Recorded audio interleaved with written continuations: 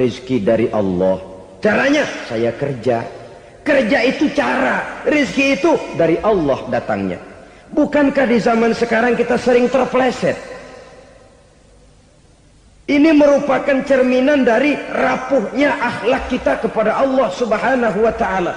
Karena usaha saya memang, karena saya peras keringat banting tulang, tentu. Tapi sadarkah kita bahwa sepanjang yang bisa kita lakukan cuma berusaha, peras keringat banting tulang, pergi pagi pulang sore? Tapi bisakah kita memastikan hasil usaha kita? Apalagi yang paling dekat, misalnya saja yang sungguh-sungguh di luar jangkauan kemampuan kita, soal rizki, soal jodoh, soal maut. Kitakah yang mengatur? Kitakah yang menentukan? Subhanallah, manusia sungguh tidak berdaya menghadapi tiga hal paling pokok ini. Rezeki, kita cuma bekerja. Kitakah yang menentukan? Tidak.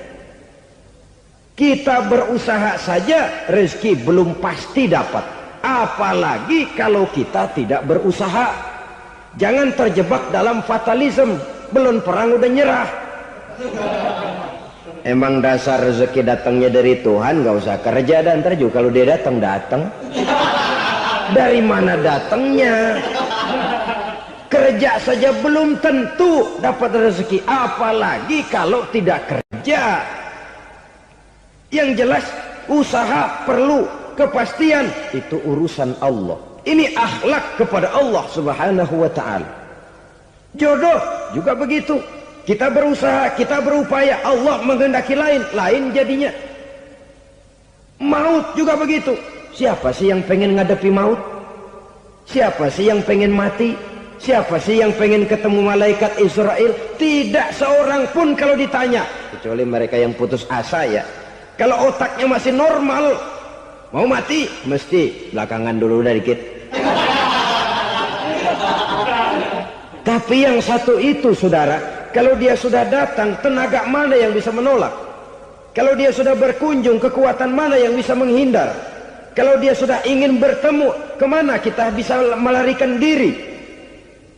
Manusia sepanjang yang dia lakukan hanya berusaha, tapi kepastian, ketentuan dari Allah Subhanahu wa ta'ala. Orang yang kufur nikmat, nutupin Allah. Dia merasa rezekinya adalah mutlak peras keringatnya, seolah-olah Allah nggak punya peranan apa-apa di situ. Oh, ini kan saya bisa rumah begini karena saya kerja keras. Oh, ini mobil saya begini, saya kerja keras. Peras keringat banting tulang keras.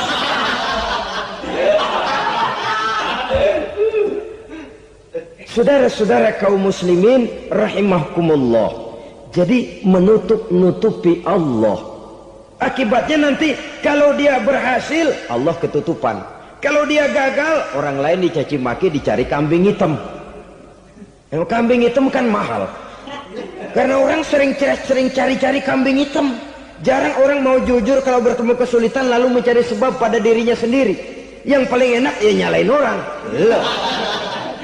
Lo begitu. Orang lain yang paling enak kita salahin. Au ya'malu fi mukhalafatil mun'im, atau dia melakukan sesuatu yang tidak sesuai dengan kehendak yang memberikannya nikmat. Diberikan kita tangan, mulut sih nggak berhenti, terima kasih Tuhan, alhamdulillah saya dikasih tangan. Cuma nih tangan enteng mat nabokin orang mulu. Itu sudah mukhalafatul mun'im, bertentangan dengan kehendak yang memberikan nikmat. Diberikan harta, mulutnya mah basah, terima kasih Tuhan, alhamdulillah dikasih harta, tapi pelitnya minta ampun, kikir koret medit. Ini juga termasuk kufur nikmat, mempergunakan suatu nikmat bertentangan dengan kehendak daripada yang memberikan nikmat itu sendiri. Saudara-saudara kaum muslimin rahimakumullah, oleh karenanya kufur iman memang lebih bahaya daripada kufur nikmat. Tapi jangan lupa, kufur nikmat bisa menyeret orang kepada kufur iman. Dan kalau Allah udah dialingin, Tuhan sudah dinomor duain, lama-lama kenapa dia tidak mendewakan dirinya sendiri, mendewakan pangkatnya, mendewa-dewakan otaknya, mendewa-dewakan kemampuannya? Pada awalnya dia memang cuma kufur nikmat, tapi lambat laun kalau ini tidak diobati, secara pasti orang akan mengarah kepada kufur iman. Bisa berbentuk syirik, bisa berbentuk nifak, bisa berbentuk riddah. Saudara-saudara, oleh karena itu menjaga akhlak kepada Allah mutlak penting. Sebab apa? Kita tidak berakhlak kepada manusia saja, kita dikucilkan dari pergaulan. Kalau kita tidak berakhlak kepada Allah, dikucilkan oleh Allah. Hadis qudsi menyatakan, man lam yashkur ala na'ma'i wa lam yasbir ala bala'i falyakhruj min tahtis sama'i falyatlub rabban siwaya. Kata Allah, siapa orang yang tidak mau bersyukur terhadap nikmat yang aku berikan kepadanya dan tidak mau sabar terhadap ujian yang aku berikan kepadanya, falyakhruj min tahtis sama'i, persilahkan saja keluar dari kolong langitku, waliyatlub rabban siwaya, tolong cari Tuhan lain selain daripada aku. Murka Allah, diusir, cuman gak kedengeran aja. Siapa yang tidak mau syukur terhadap nikmatku, siapa yang tidak mau sabar terhadap ujian yang aku berikan kepadanya, persilahkan keluar dari kolong langitku ini, cari Tuhan lain selain aku. Nah, langit Tuhan yang punya, Tuhan kita lawan, diusir dari kolong langit, mau pindah ke kolong mana?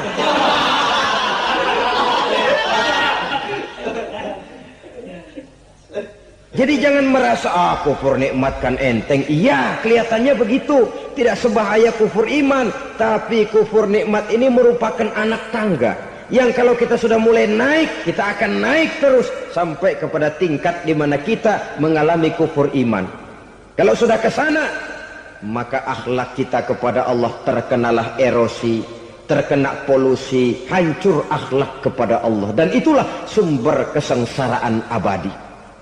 Kalau cuma kita tidak berakhlak kepada manusia, barangkali resikonya cuma kehidupan di dunia ini. Mungkin juga ada kehidupan akhirat. Tapi kalau sudah tidak berakhlak kepada Allah, dunia akhirat kita rugi dan celaka. Maka pada kesempatan ini saya mengajak, marilah jaga baik-baik akhlak kita kepada Allah. Satu kali kita bertauhid, sampai mati kita bertauhid. Satu kali la ilaha illallah, jangan tergelincir lagi kita keluar daripada kalimat itu. Satu kali kita bertuhankan Allah, jangan bertuhan yang lain selain daripada Allah. Jangan sekutukan Allah, jangan samakan Allah dengan sesuatu, jangan mengangkat yang lain sama agungnya dengan Allah. Sebab dengan demikian kita seolah-olah sudah mengotori akhlak kita kepada Allah Subhanahu wa ta'ala. Ini berat, saudara-saudara. Ini tidak ringan. Kadang-kadang saya katakan tadi, masalah ekonomi, kadang-kadang persaingan hidup yang makin tajam, di tengah lapangan kerja yang makin sulit, di tengah orang banyak potong kompas. Kalau berpatokan kepada nilai tauhid, la ilaha illallah, tidak ada Tuhan selain Allah, maka saya tidak akan takut kecuali hanya kepada Allah. Saya tidak akan menggantungkan hidup kecuali hanya kepada Allah. Saya tidak akan minta rezeki kecuali hanya kepada Allah. Kadang-kadang situasi yang nekat membuat kita kehilangan keseimbangan, kehilangan pertimbangan, picik pandangan. Akibatnya kita merusak akhlak kepada Allah Subhanahu wa ta'ala. Ironinya kan orang sekarang kalau ditanya, lu nyolong ya? Iya. Kok berani? Emang. Lu nggak tahu Tuhan lihat? Tahu. Kok nyolong juga? Biarin. Kalau Tuhan mah lihat, jangan kagak ribut. Enggak ribut katanya. Kalau orang lihat, 2 orang saja tahu, geger kelurahan. Ini kan sudah mendustai dirinya sendiri, sudah merusak akhlaknya kepada Allah Subhanahu wa ta'ala. Tuhan enggak ribut katanya. Saudara hadirin yang saya hormati, jadi oleh karenanya akhlak kita kepada Allah merupakan basis daripada kehidupan beragama. Kalau itu sudah mulai rapuh, mulai terkena erosi dan polusi, mulai rusak, dikhawatirkan nanti nilai ibadah kita kepada Allah juga akan turut ambruk karenanya. Saudara-saudara kaum muslimin rahimakumullah, tugas yang kedua memperbaiki akhlak manusia kepada sesama manusia. Kita tahu Islam sesuai dengan namanya adalah agama damai. Maka akhlak manusia kepada sesama manusia menempati porsi yang penting dalam kehidupan beragama. Bagaimana seorang muslim bergaul bertata krama terhadap sesama manusia. Mari kita lihat lebih jauh persoalannya. Untuk memudahkan pembicaraan dari kacamata agama, kita kelompokkan saja manusia itu dalam dua. Pertama yang seiman dan yang kedua yang tidak seiman. Yang tidak seiman itu kita sebut saja kufur atau kafir. Nah, kepada yang kafir pun kita diajarkan untuk berakhlak, apalagi kepada yang memang nyata-nyata seiman, sekeyakinan, seakidah. Kemanapun Islam datang, ke negara manapun ia masuk, ia tidak menaburkan kerusakan. Jadi tidak benar kalau orang pernah itu menggambarkan, saking sentimennya seorang orientalis pernah menggambarkan Nabi Muhammad di tangan kirinya Quran, di tangan kanannya pedang, menggambarkan seolah-olah Islam dikembangkan dengan kekerasan. Sebenarnya tidak sama sekali. Kalaupun dalam sejarah perkembangan Islam pernah terjadi perang, maka perang dalam Islam sesungguhnya apabila kita amati sejarahnya bukan untuk memaksakan agama, karena memang agama tidak bisa dipaksakan, tetapi justru untuk mempertahankan agama dari segala macam hambatan, rintangan, hinaan dan fitnahan. Tapi kemanapun yang jelas Islam masuk, dia tidak pernah membuat kekacauan, kerusuhan ataupun penghancuran. Candi Prambanan bahkan dipugar, gereja-gereja tidak ada yang dihancurkan oleh umat Islam. Kenapa? Islam agama damai. Soal agama, soal lakum dinukum waliyadin, la ikraha fid din, qad tabayyana ar-rusydu minal ghayy. Tidak ada paksaan dalam beragama, sebab nyata yang benar dengan yang tidak benar. Belum pernah ada orang kafir masuk ke perkampungan orang Islam lalu dikejar-kejar, diteriakin kafir, kafir, sunatin.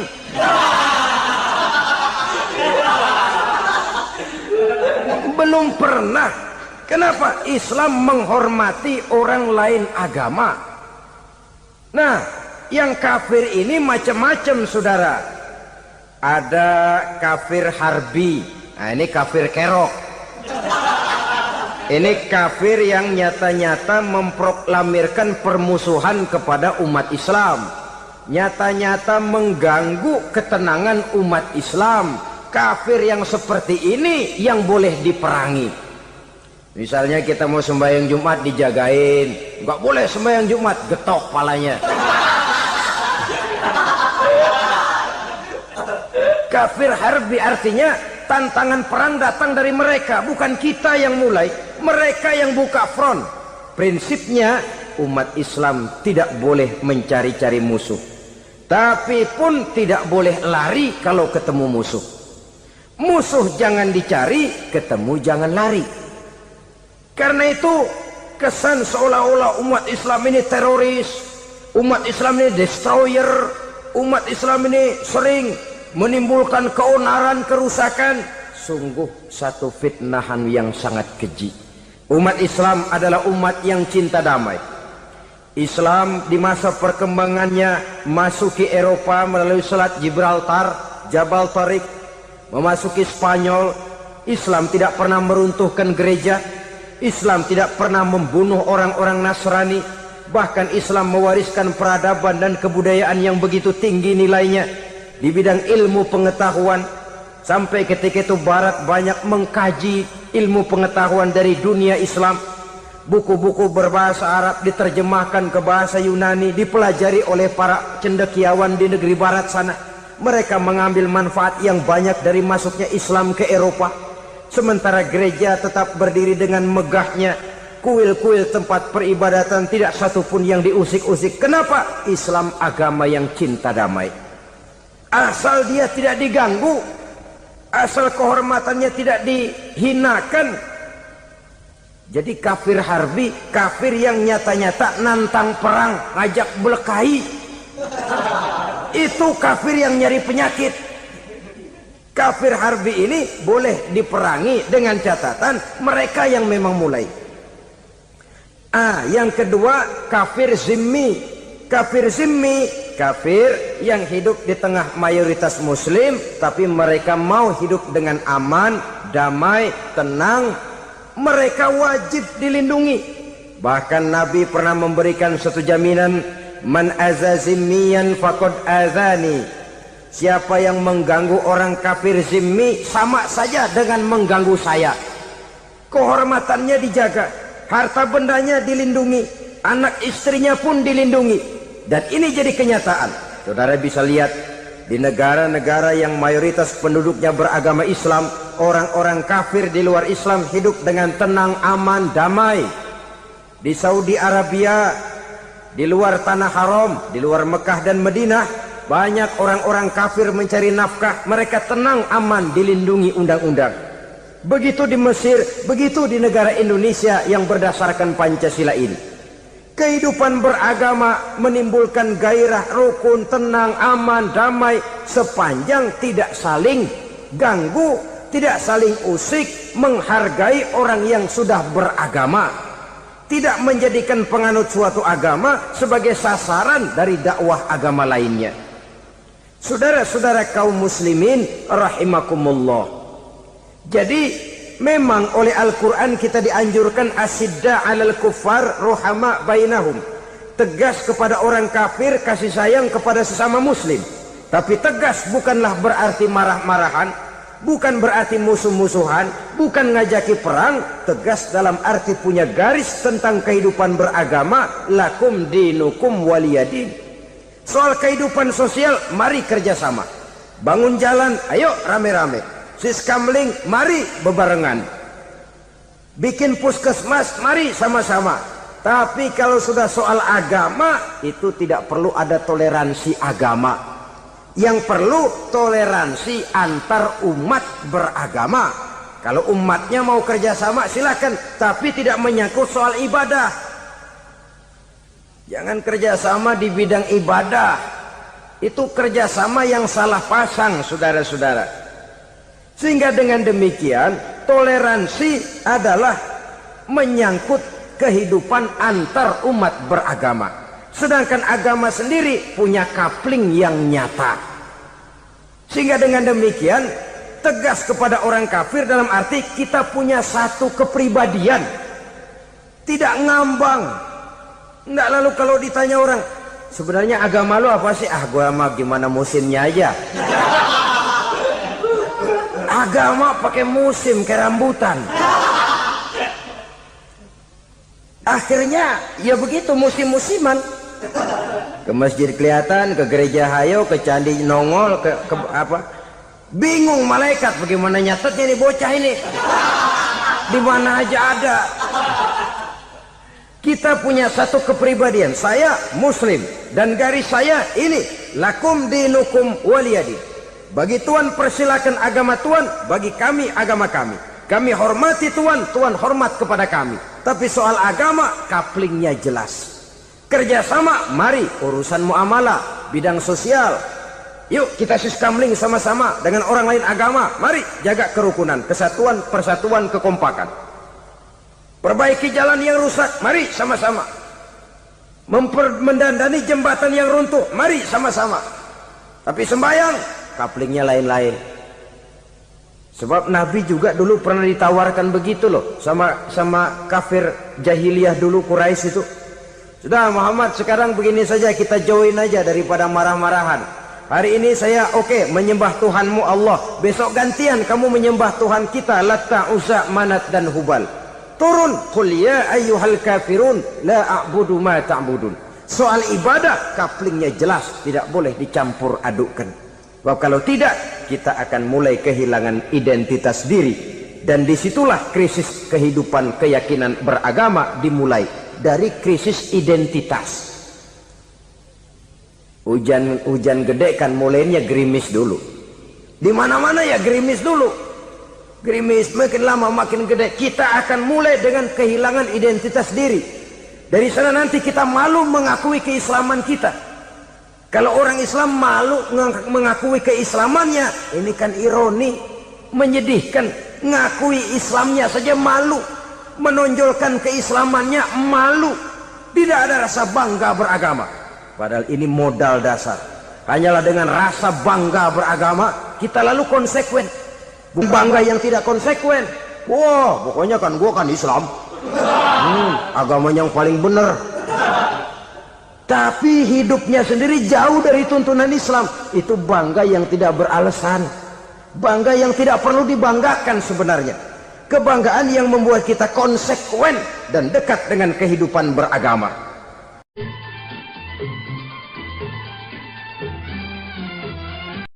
Rizki dari Allah. Caranya saya kerja.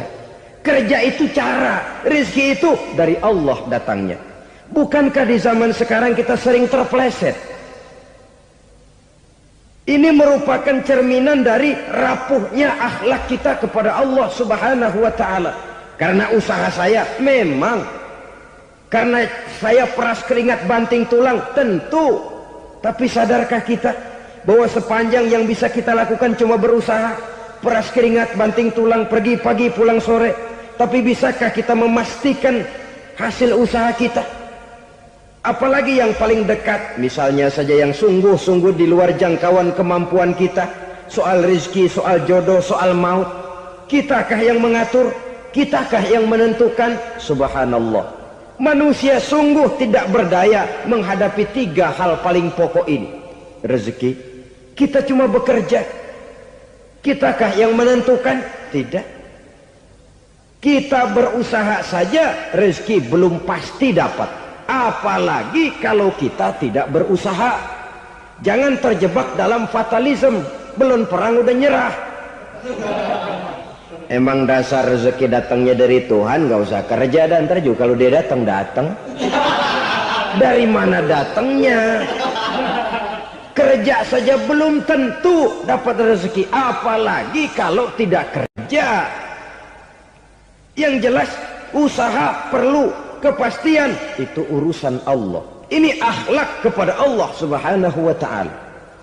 Jodoh juga begitu. Kita berusaha, kita berupaya, Allah menghendaki lain jadinya. Maut juga begitu. Siapa sih yang pengen ngadepi maut? Siapa sih yang pengen mati? Siapa sih yang pengen ketemu malaikat Israel? Tidak seorang pun kalau ditanya, kecuali mereka yang putus asa ya. Kalau otaknya masih normal, mau mati mesti belakangan dulu udah dikit. Tapi yang satu itu saudara, kalau dia sudah datang, tenaga mana yang bisa menolak? Kalau dia sudah berkunjung, kekuatan mana yang bisa menghindar? Kalau dia sudah ingin bertemu, kemana kita bisa melarikan diri? Manusia sepanjang yang dia lakukan hanya berusaha, tapi kepastian, ketentuan dari Allah Subhanahu wa ta'ala. Orang yang kufur nikmat, nutupin Allah. Dia merasa rezekinya adalah mutlak peras keringatnya, seolah-olah Allah nggak punya peranan apa-apa di situ. Oh, ini kan saya bisa rumah begini karena saya kerja keras. Oh, ini mobil saya begini saya kerja keras. Peras keringat banting tulang keras.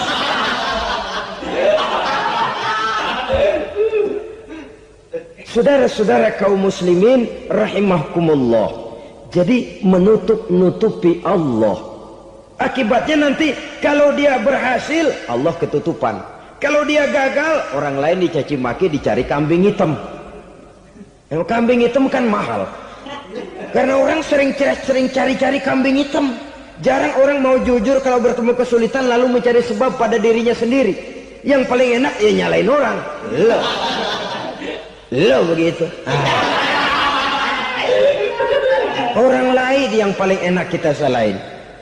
Au ya'malu fi mukhalafatil mun'im, atau dia melakukan sesuatu yang tidak sesuai dengan kehendak yang memberikannya nikmat. Diberikan kita tangan, mulut sih nggak berhenti, terima kasih Tuhan, alhamdulillah saya dikasih tangan. Cuma nih tangan enteng mak nabokin orang mulu. Itu sudah mukhalafatul mun'im, bertentangan dengan kehendak yang memberikan nikmat. Diberikan harta, mulutnya mah basah, terima kasih Tuhan, alhamdulillah dikasih harta, tapi pelitnya minta ampun, kikir koret medit. Ini juga termasuk kufur nikmat, mempergunakan suatu nikmat bertentangan dengan kehendak daripada yang memberikan nikmat itu sendiri. Saudara-saudara kaum muslimin rahimakumullah, oleh karenanya kufur iman memang lebih bahaya daripada kufur nikmat. Tapi jangan lupa, kufur nikmat bisa menyeret orang kepada kufur iman. Nah kalau Allah udah dialingin, Tuhan sudah dinomor duain, lama-lama kenapa dia tidak mendewakan dirinya sendiri, mendewakan pangkatnya, mendewa-dewakan otaknya, mendewa-dewakan kemampuannya? Pada awalnya dia memang cuma kufur nikmat, tapi lambat laun kalau ini tidak diobati, secara pasti orang akan mengarah kepada kufur iman. Bisa berbentuk syirik, bisa berbentuk nifak, bisa berbentuk riddah. Saudara-saudara, oleh karena itu menjaga akhlak kepada Allah mutlak penting. Sebab apa? Kita tidak berakhlak kepada manusia saja, kita dikucilkan dari pergaulan. Kalau kita tidak berakhlak kepada Allah, dikucilkan oleh Allah. Hadis qudsi menyatakan, man lam yashkur ala na'mai wa lam yasbir ala balai falyakhruj min tahtis samai falyatlub rabban siwaya. Kata Allah, siapa orang yang tidak mau bersyukur terhadap nikmat yang aku berikan kepadanya dan tidak mau sabar terhadap ujian yang aku berikan kepadanya, falyakhruj min tahtis samai, persilahkan saja keluar dari kolong langitku, waliyatlub rabban siwaya, tolong cari Tuhan lain selain daripada aku. Murka Allah, diusir, cuman gak kedengeran aja. Siapa yang tidak mau syukur terhadap nikmatku, siapa yang tidak mau sabar terhadap ujian yang aku berikan kepadanya, persilahkan keluar dari kolong langitku ini, cari Tuhan lain selain aku. Nah, langit Tuhan yang punya, Tuhan kita lawan, diusir dari kolong langit, mau pindah ke kolong mana?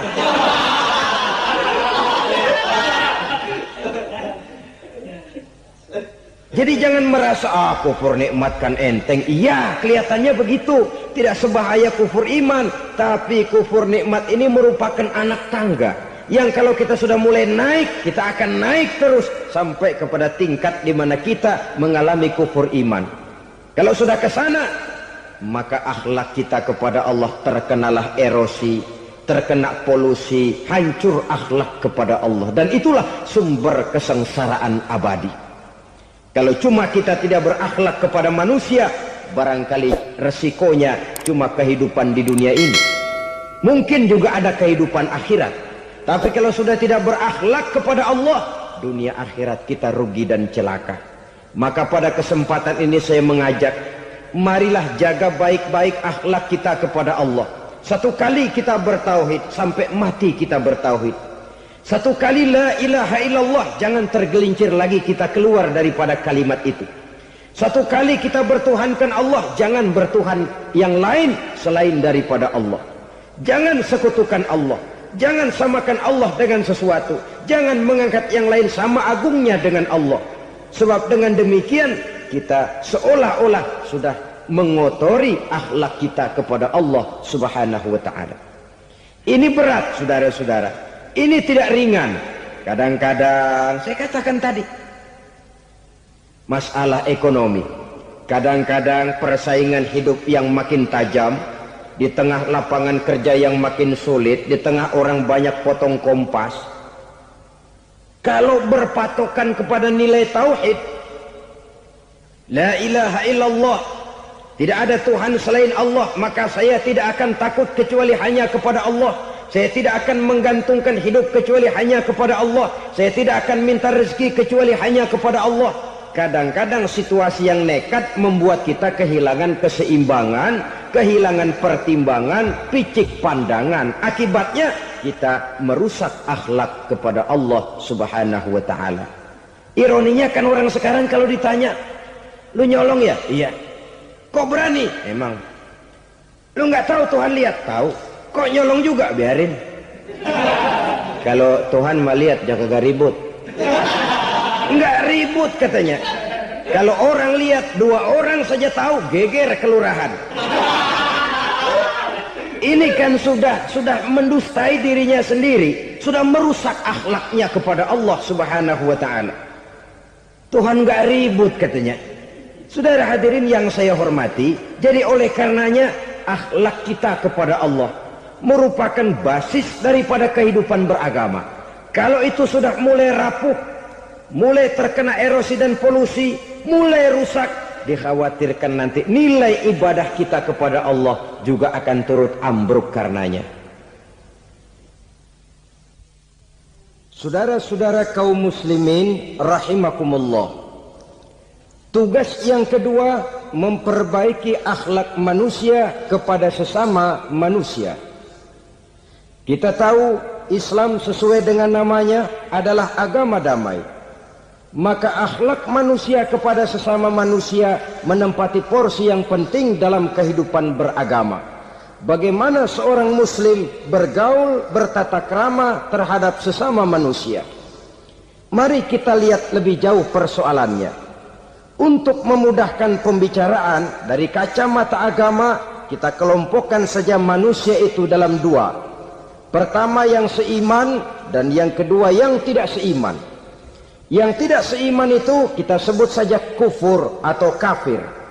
Nah, kepada yang kafir pun kita diajarkan untuk berakhlak. Apalagi kepada yang memang nyata-nyata seiman, sekeyakinan, seakidah. Kemanapun Islam datang, ke negara manapun ia masuk, ia tidak menaburkan kerusakan. Jadi tidak benar kalau orang pernah itu menggambarkan, saking sentimennya seorang orientalis pernah menggambarkan Nabi Muhammad di tangan kirinya Quran, di tangan kanannya pedang. Menggambarkan seolah-olah Islam dikembangkan dengan kekerasan. Sebenarnya tidak sama sekali. Kalaupun dalam sejarah perkembangan Islam pernah terjadi perang, maka perang dalam Islam sesungguhnya apabila kita amati sejarahnya bukan untuk memaksakan agama, karena memang agama tidak bisa dipaksakan, tetapi justru untuk mempertahankan agama dari segala macam hambatan, rintangan, hinaan dan fitnahan. Tapi kemanapun yang jelas Islam masuk, dia tidak pernah membuat kekacauan, kerusuhan ataupun penghancuran. Candi Prambanan bahkan dipugar, gereja-gereja tidak ada yang dihancurkan oleh umat Islam. Kenapa? Islam agama damai. Soal agama, soal lakum dinukum waliyadin, la ikraha fid din, qad tabayyana ar-rusdu minal ghayy. Tidak ada paksaan dalam beragama, sebab nyata yang benar dengan yang tidak benar. Belum pernah ada orang kafir masuk ke perkampungan orang Islam lalu dikejar-kejar, diteriakin kafir, kafir, sunatin.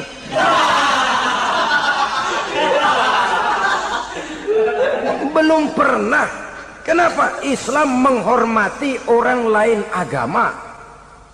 Nah, yang kafir ini macam-macam saudara. Ada kafir harbi. Nah, ini kafir kerok. Ini kafir yang nyata-nyata memproklamirkan permusuhan kepada umat Islam. Nyata-nyata mengganggu ketenangan umat Islam. Kafir yang seperti ini yang boleh diperangi. Misalnya kita mau sembahyang Jumat dijagain, nggak boleh sembahyang Jumat, getok palanya. Kafir harbi artinya tantangan perang datang dari mereka, bukan kita yang mulai, mereka yang buka front.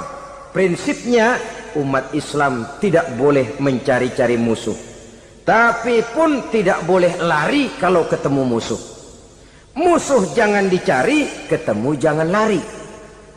Karena itu kesan seolah-olah umat Islam ini teroris, umat Islam ini destroyer, umat Islam ini sering menimbulkan keonaran, kerusakan. Sungguh satu fitnahan yang sangat keji. Umat Islam adalah umat yang cinta damai. Islam di masa perkembangannya masuki Eropa melalui Selat Gibraltar, Jabal Tariq, memasuki Spanyol.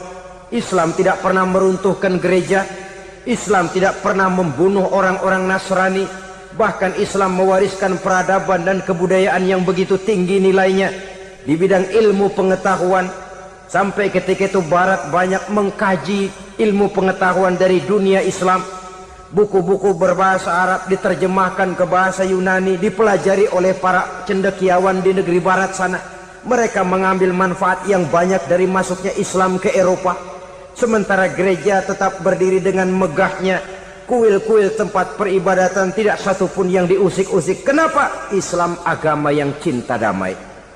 Asal dia tidak diganggu, asal kehormatannya tidak dihinakan. Jadi kafir harbi, kafir yang nyata-nyata nantang perang, ngajak belekai, itu kafir yang nyari penyakit. Kafir harbi ini boleh diperangi dengan catatan mereka yang memang mulai. Yang kedua, kafir zimmi. Kafir zimmi, kafir yang hidup di tengah mayoritas muslim, tapi mereka mau hidup dengan aman, damai, tenang. Mereka wajib dilindungi. Bahkan Nabi pernah memberikan satu jaminan, man aza zimmiyan faqad azani. Siapa yang mengganggu orang kafir zimmi sama saja dengan mengganggu saya. Kehormatannya dijaga, harta bendanya dilindungi, anak istrinya pun dilindungi. Dan ini jadi kenyataan. Saudara bisa lihat di negara-negara yang mayoritas penduduknya beragama Islam, orang-orang kafir di luar Islam hidup dengan tenang, aman, damai. Di Saudi Arabia, di luar tanah haram, di luar Mekah dan Madinah, banyak orang-orang kafir mencari nafkah. Mereka tenang, aman, dilindungi undang-undang. Begitu di Mesir, begitu di negara Indonesia yang berdasarkan Pancasila ini. Kehidupan beragama menimbulkan gairah, rukun, tenang, aman, damai, sepanjang tidak saling ganggu, tidak saling usik, menghargai orang yang sudah beragama, tidak menjadikan penganut suatu agama sebagai sasaran dari dakwah agama lainnya. Saudara-saudara kaum muslimin rahimakumullah. Jadi memang oleh Al-Quran kita dianjurkan asyidda 'alal kuffar ruhama bainahum. Tegas kepada orang kafir, kasih sayang kepada sesama muslim. Tapi tegas bukanlah berarti marah-marahan, bukan berarti musuh-musuhan, bukan ngajaki perang. Tegas dalam arti punya garis tentang kehidupan beragama, lakum dinukum waliyadin. Soal kehidupan sosial, mari kerjasama. Bangun jalan, ayo rame-rame. Siskamling, mari bebarengan. Bikin puskesmas, mari sama-sama. Tapi kalau sudah soal agama, itu tidak perlu ada toleransi agama. Yang perlu toleransi antar umat beragama. Kalau umatnya mau kerjasama silakan, tapi tidak menyangkut soal ibadah. Jangan kerjasama di bidang ibadah. Itu kerjasama yang salah pasang, saudara-saudara. Sehingga dengan demikian toleransi adalah menyangkut kehidupan antar umat beragama. Sedangkan agama sendiri punya kapling yang nyata. Sehingga dengan demikian tegas kepada orang kafir dalam arti kita punya satu kepribadian. Tidak ngambang. Enggak, lalu kalau ditanya orang, sebenarnya agama lu apa sih? Gua mah gimana musimnya aja.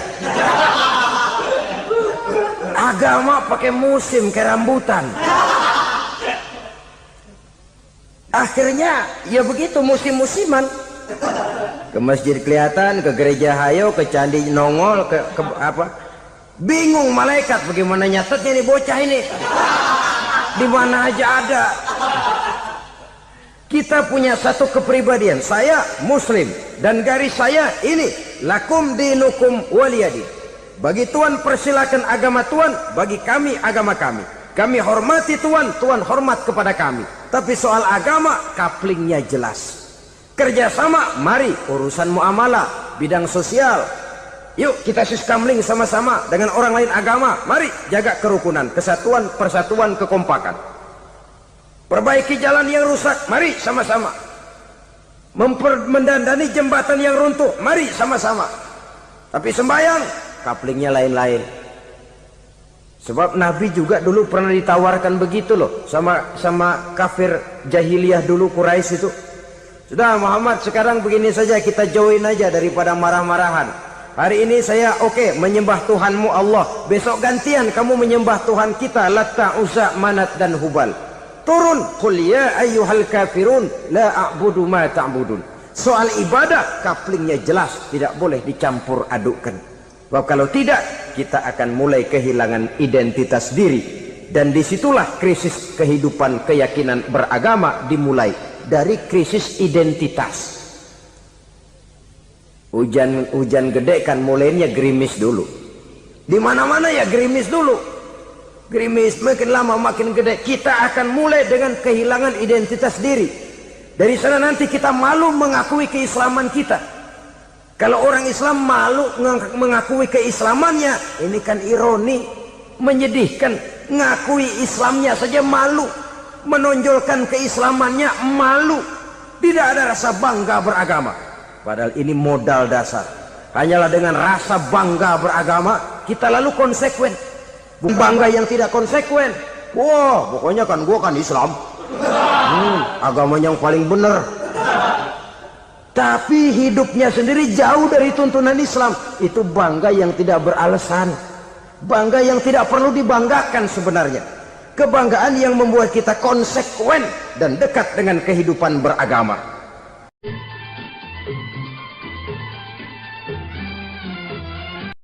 Rizki dari Allah. Caranya saya kerja. Kerja itu cara. Rizki itu dari Allah datangnya. Bukankah di zaman sekarang kita sering terpleset? Ini merupakan cerminan dari rapuhnya akhlak kita kepada Allah Subhanahu wa ta'ala. Karena usaha saya memang, karena saya peras keringat banting tulang, tentu. Tapi sadarkah kita bahwa sepanjang yang bisa kita lakukan cuma berusaha, peras keringat banting tulang, pergi pagi pulang sore. Tapi bisakah kita memastikan hasil usaha kita? Apalagi yang paling dekat, misalnya saja yang sungguh-sungguh di luar jangkauan kemampuan kita. Soal rezeki, soal jodoh, soal maut, kitakah yang mengatur? Kitakah yang menentukan? Subhanallah, manusia sungguh tidak berdaya menghadapi 3 hal paling pokok ini. Rezeki, kita cuma bekerja. Kitakah yang menentukan? Tidak. Kita berusaha saja rezeki belum pasti dapat, apalagi kalau kita tidak berusaha. Jangan terjebak dalam fatalisme, belum perang udah nyerah. Emang dasar rezeki datangnya dari Tuhan, nggak usah kerja, dan ntar juga kalau dia datang. Dari mana datangnya? Kerja saja belum tentu dapat rezeki, apalagi kalau tidak kerja. Yang jelas usaha perlu kepastian, itu urusan Allah. Ini akhlak kepada Allah Subhanahu wa ta'ala. Jodoh juga begitu. Kita berusaha, kita berupaya, Allah menghendaki lain jadinya.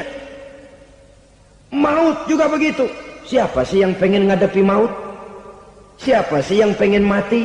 Siapa sih yang pengen ketemu malaikat Israel? Tidak seorang pun kalau ditanya, kecuali mereka yang putus asa ya. Kalau otaknya masih normal, mau mati mesti belakangan dulu dikit. Tapi yang satu itu saudara, kalau dia sudah datang, tenaga mana yang bisa menolak? Kalau dia sudah berkunjung, kekuatan mana yang bisa menghindar? Kalau dia sudah ingin bertemu, kemana kita bisa melarikan diri? Manusia sepanjang yang dia lakukan hanya berusaha, tapi kepastian, ketentuan dari Allah Subhanahu wa ta'ala. Orang yang kufur nikmat, nutupin Allah.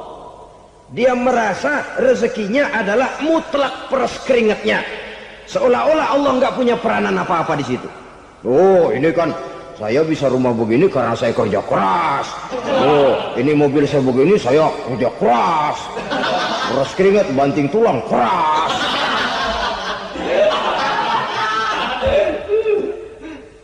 Saudara-saudara kaum muslimin rahimahkumullah. Jadi menutup-nutupi Allah. Akibatnya nanti kalau dia berhasil, Allah ketutupan. Kalau dia gagal, orang lain dicaci maki, dicari kambing hitam.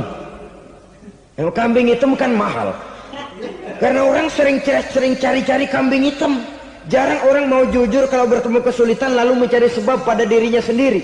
Yang paling enak ya nyalain orang. Lo begitu. Orang lain yang paling enak kita salahin. Au ya'malu fi mukhalafatil mun'im, atau dia melakukan sesuatu yang tidak sesuai dengan kehendak yang memberikannya nikmat. Diberikan kita tangan, mulut sih nggak berhenti. Terima kasih Tuhan, alhamdulillah saya dikasih tangan. Cuma nih tangan enteng mat nabokin orang mulu. Itu sudah mukhalafatul mun'im, bertentangan dengan kehendak yang memberikan nikmat. Diberikan harta, mulutnya mah basah. Terima kasih Tuhan, alhamdulillah dikasih harta. Tapi pelitnya minta ampun. Kikir, koret, medit. Ini juga termasuk kufur nikmat, mempergunakan suatu nikmat bertentangan dengan kehendak daripada yang memberikan nikmat itu sendiri. Saudara-saudara kaum muslimin rahimakumullah. Oleh karenanya kufur iman memang lebih bahaya daripada kufur nikmat. Tapi jangan lupa, kufur nikmat bisa menyeret orang kepada kufur iman. Dan kalau Allah udah dialingin, Tuhan sudah dinomor duain, lama-lama kenapa dia tidak mendewakan dirinya sendiri? Mendewakan pangkatnya, mendewa-dewakan otaknya, mendewa-dewakan kemampuannya. Pada awalnya dia memang cuma kufur nikmat, tapi lambat laun kalau ini tidak diobati, secara pasti orang akan mengarah kepada kufur iman. Bisa berbentuk syirik, bisa berbentuk nifak, bisa berbentuk riddah. Saudara-saudara, oleh karena itu menjaga akhlak kepada Allah mutlak penting. Sebab apa? Kita tidak berakhlak kepada manusia saja, kita dikucilkan dari pergaulan. Kalau kita tidak berakhlak kepada Allah, dikucilkan oleh Allah. Hadis qudsi menyatakan, man lam yashkur ala na'ma'i wa lam yasbir ala bala'i falyakhruj min tahtis sama'i falyatlub rabban siwaya. Kata Allah, siapa orang yang tidak mau bersyukur terhadap nikmat yang aku berikan kepadanya dan tidak mau sabar terhadap ujian yang aku berikan kepadanya, falyakhruj min tahtis sama'i, persilakan saja keluar dari kolong langitku. Waliyatlub rabban siwaya, tolong cari Tuhan lain selain daripada aku. Murka Allah, diusir, cuman gak kedengeran aja. Siapa yang tidak mau syukur terhadap nikmatku, siapa yang tidak mau sabar terhadap ujian yang aku berikan kepadanya, persilakan keluar dari kolong langitku ini, cari Tuhan lain selain aku. Langit Tuhan yang punya, Tuhan kita lawan, diusir dari kolong langit, mau pindah ke kolong mana?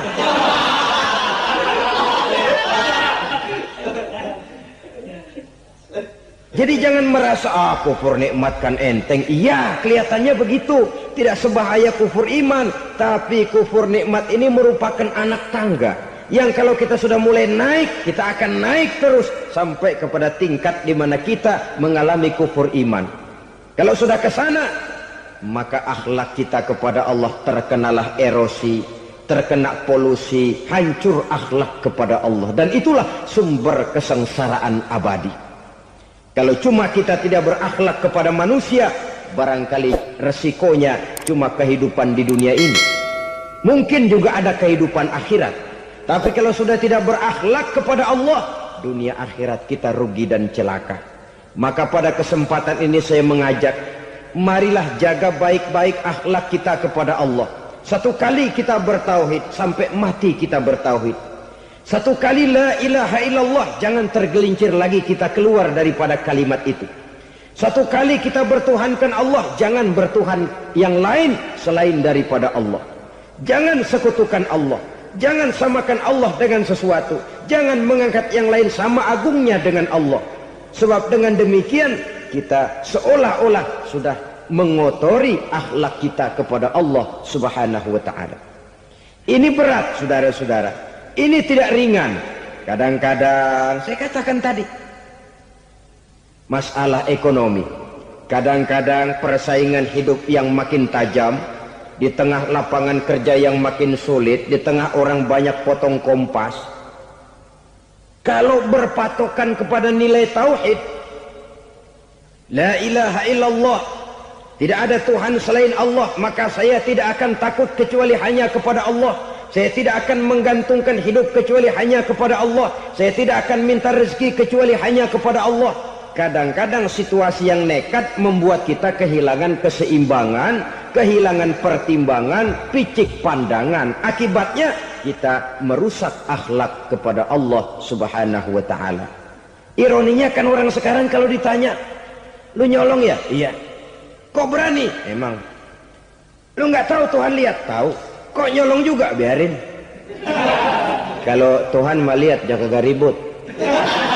Enggak ribut katanya. Kalau orang lihat, 2 orang saja tahu, geger kelurahan. Ini kan sudah mendustai dirinya sendiri, sudah merusak akhlaknya kepada Allah Subhanahu wa ta'ala. Tuhan enggak ribut katanya. Saudara hadirin yang saya hormati, jadi oleh karenanya akhlak kita kepada Allah merupakan basis daripada kehidupan beragama. Kalau itu sudah mulai rapuh, mulai terkena erosi dan polusi, mulai rusak, dikhawatirkan nanti nilai ibadah kita kepada Allah juga akan turut ambruk karenanya. Saudara-saudara kaum muslimin rahimakumullah, tugas yang kedua memperbaiki akhlak manusia kepada sesama manusia. Kita tahu Islam sesuai dengan namanya adalah agama damai. Maka akhlak manusia kepada sesama manusia menempati porsi yang penting dalam kehidupan beragama. Bagaimana seorang muslim bergaul, bertata krama terhadap sesama manusia. Mari kita lihat lebih jauh persoalannya. Untuk memudahkan pembicaraan dari kacamata agama, kita kelompokkan saja manusia itu dalam 2. Pertama yang seiman dan yang kedua yang tidak seiman. Yang tidak seiman itu kita sebut saja kufur atau kafir. Nah, kepada yang kafir pun kita diajarkan untuk berakhlak. Apalagi kepada yang memang nyata-nyata seiman, sekeyakinan, seakidah. Kemanapun Islam datang, ke negara manapun ia masuk, ia tidak menaburkan kerusakan. Jadi tidak benar kalau orang pernah itu menggambarkan, saking sentimennya seorang orientalis pernah menggambarkan Nabi Muhammad di tangan kirinya Quran, di tangan kanannya pedang, menggambarkan seolah-olah Islam dikembangkan dengan kekerasan. Sebenarnya tidak sama sekali. Kalaupun dalam sejarah perkembangan Islam pernah terjadi perang, maka perang dalam Islam sesungguhnya apabila kita amati sejarahnya bukan untuk memaksakan agama, karena memang agama tidak bisa dipaksakan, tetapi justru untuk mempertahankan agama dari segala macam hambatan, rintangan, hinaan dan fitnahan.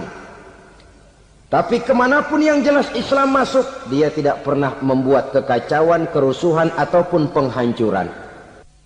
Candi Prambanan bahkan dipugar, gereja-gereja tidak ada yang dihancurkan oleh umat Islam. Kenapa? Islam agama damai.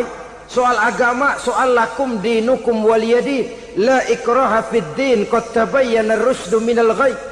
Tidak ada paksaan dalam beragama, sebab nyata yang benar dengan yang tidak benar. Belum pernah ada orang kafir masuk ke perkampungan orang Islam lalu dikejar-kejar, diteriakin kafir, kafir, sunatin.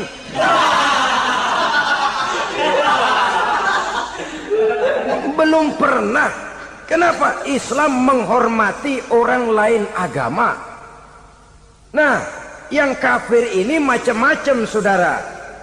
Ada kafir harbi. Nah, ini kafir kerok.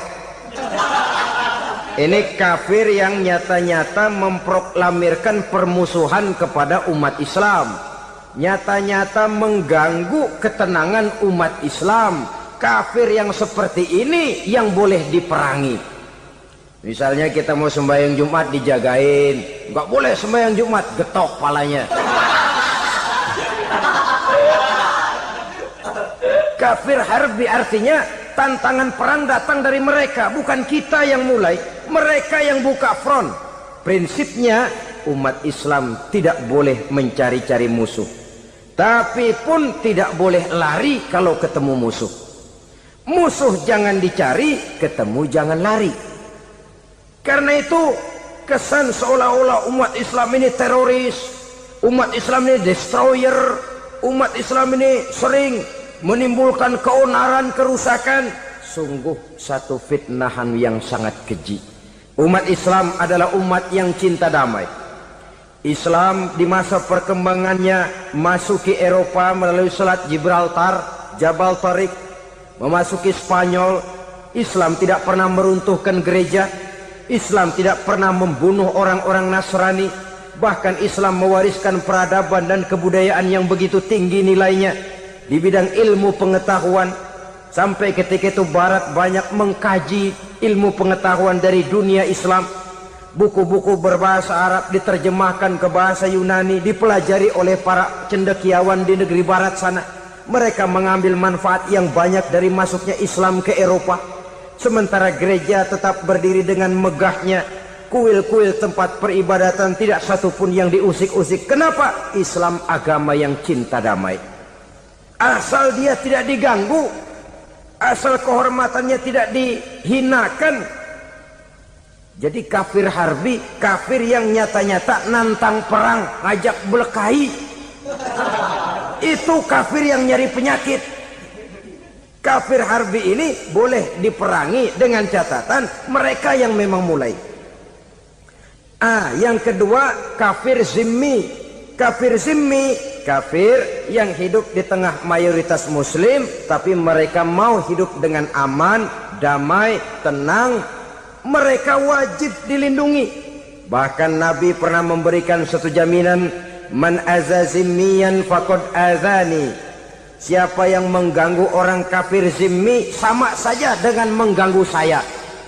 Kehormatannya dijaga, harta bendanya dilindungi, anak istrinya pun dilindungi. Dan ini jadi kenyataan. Saudara bisa lihat di negara-negara yang mayoritas penduduknya beragama Islam, orang-orang kafir di luar Islam hidup dengan tenang, aman, damai. Di Saudi Arabia, di luar tanah haram, di luar Mekah dan Madinah, banyak orang-orang kafir mencari nafkah. Mereka tenang, aman, dilindungi undang-undang. Begitu di Mesir, begitu di negara Indonesia yang berdasarkan Pancasila ini. Kehidupan beragama menimbulkan gairah, rukun, tenang, aman, damai, sepanjang tidak saling ganggu, tidak saling usik, menghargai orang yang sudah beragama, tidak menjadikan penganut suatu agama sebagai sasaran dari dakwah agama lainnya. Saudara-saudara kaum muslimin rahimakumullah. Jadi memang oleh Al-Quran kita dianjurkan asidda alal kuffar ruhama bainahum. Tegas kepada orang kafir, kasih sayang kepada sesama muslim. Tapi tegas bukanlah berarti marah-marahan, bukan berarti musuh-musuhan, bukan ngajaki perang. Tegas dalam arti punya garis tentang kehidupan beragama, lakum dinukum waliyadin. Soal kehidupan sosial, mari kerjasama. Bangun jalan, ayo rame-rame. Siskamling, mari bebarengan. Bikin puskesmas, mari sama-sama. Tapi kalau sudah soal agama, itu tidak perlu ada toleransi agama. Yang perlu toleransi antar umat beragama. Kalau umatnya mau kerjasama silakan, tapi tidak menyangkut soal ibadah. Jangan kerjasama di bidang ibadah.